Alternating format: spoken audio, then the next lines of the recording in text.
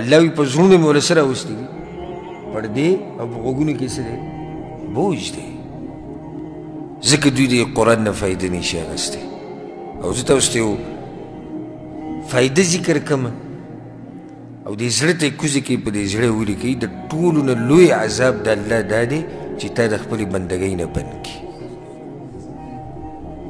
دا د الله په عذابونو کې د ټولو نه سخت عذاب دی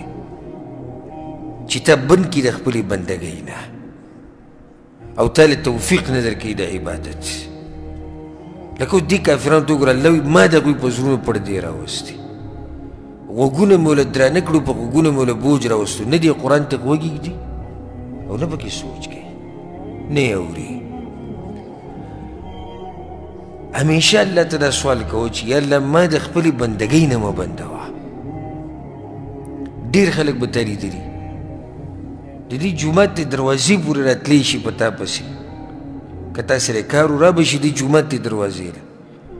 او تا سره به خبره وکړي خو د جومات ته دننه نشي راتلی ډېر داسې خلک دي چې الله ورله د عمرې او د حج د دې توفیق نه ورکوي ډېر خلک داسې دي چې هغوی له الله د قرآن کریم توفیق تلاوت نه ورکوي توفیق ډېر داسې دي مخکې ورځو کې تقریبا هفته یو نیمه به کېږي یو کس د بهر نه راغلی ریاض د بهر نه هلته راغلی نو بیا ما سره ملاقات وشو نو سپین ږیری سړی و مشر دا ږیره یې سمه خریلې وه نو ما ورته نصیحت وکړو ما عمر خو ستاسو هغه که تا وایې چې ځواني مې ده او ږیره ځکه لرې کومه نو بیا هم څه خبره اوس خو بوډا شوې نو دا ږیره پرېږده وایي نه نه یې پرېږدم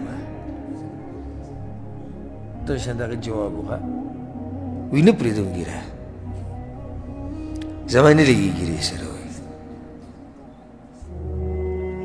بیا ما ورته داسې وایي ما د قرآن تلاوت څه چې ته کړی دی قرآن تلاوت یاره وایي لا د اوسه پورې مې نه دی ویلی یعنې یو سړي عمر اویا کالو کې تقریبا او دله په اویا کالو کې قرآن نه دی ویلی یو سړی اویا کاله قرآن روان اخلي تاسو دې سړي په باره کې څه وایي بیا ما ورته ویې